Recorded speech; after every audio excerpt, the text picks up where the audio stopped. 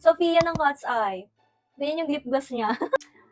Ganda. I have really dry lips. Kaya napapansin nyo, lately sa mga videos ko, lagi na akong naka-glossy lips. Ang lala kasi, kapag nagmamat lipstick ako, talagang parang nagbibitak-bitak siya. Pero since naglagay na ako ng mga lip treatment, ganyan, hindi na ganun kagrabe yung aking dry lip.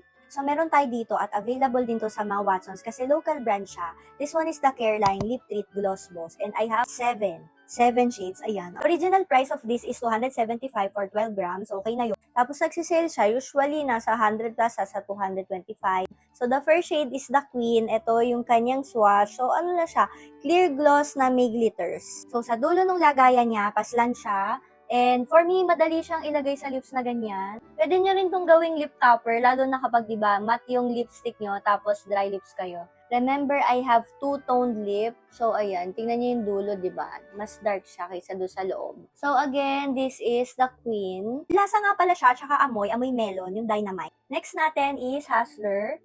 Ito yung isa sa naging favorite ko. Parang ang tingkad, pero trust the process. Pwede kayo maglagay ng lip liner dito, so para hindi siya masyadong sobrang tingkad. So this one, meron siya jojoba oil and super hydrating niya sa lips. Ginagamit ko din siya every night. Yung punta nyo kailangan dark color kasi medyo hahawa siya, kasi may tint siya. I mean, meron siyang kulay.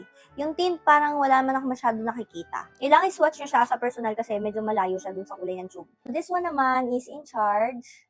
Ang ganda ng kulay nito. Ito ay nakaka-fresh. So, minsan biniblend ko din siya na gano'n na lang. So, this is In Charge. Ayan siya. Parang bagay naman siya dun sa look natin today. Kung gusto nyo na hindi mag-pick through yung inyong dark lining sa lips, mag-lip liner kayo o kaya medyo kapalan nyo siya. Next shade is Go Getter. Ito naman siya. So, ito medyo may red tones na talaga. Ganda nito. Gusto nyo yung more natural looking, ito na yon. Kahit medyo blotted yung itsura nyo, ang ganda niya sa lips. Okay, you need to get this. Hindi ko masyado kinapalan, kaya tingnan nyo. Hindi siya masyado makulay. Pero pag kinapalan natin, ayan, lalabas yung pagka-glossy niya talaga, di ba? Isa sa favorite ko to, Go Getter. Ganda. Next naman is Untouchable. Ayan yung kulay niya. It's so dark. Ooh. So, pwede nyo gamitin yung ibang mga lighter shades, tapos i-gradient nyo to.